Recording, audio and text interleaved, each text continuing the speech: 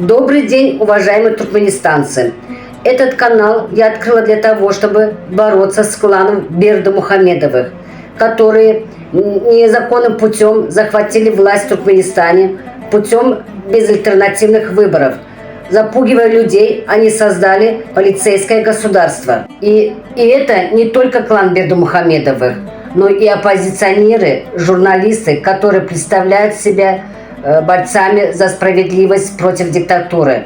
Но они вводят людей в заблуждение. Первое мое видео будет посвящено лже-каналу, лже-журналистам Эркин Радио, которые представляют себя оппозиционерами против диктатуры, а на самом деле занимаются провокационной деятельностью. В одном из своих последних видео они оклеветали семью Гельдикяризова и Юлии Серебренник, которые заявили о том, что они борясь с диктатурой, выиграли $7 миллиардов за своих ахалтекинских скакунов, которых у них отобрали незаконным образом. Поздравляем их с победой!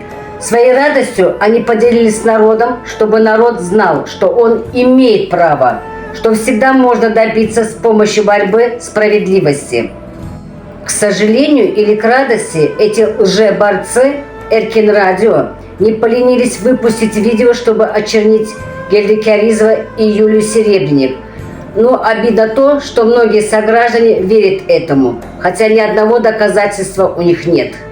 Некоторые позволяют себе пошлые комментарии. С каких это пор журналисты, которые считают себя интеллигенцией, позволяют пошлости в сторону женщины? Например, Юлии Серебренник.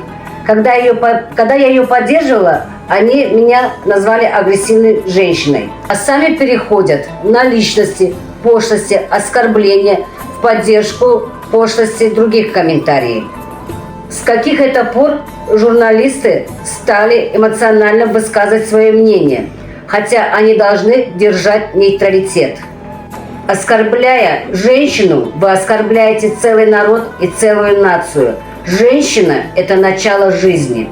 К сожалению, таких лже-оппозиционеров очень много, но об этом в других выпусках.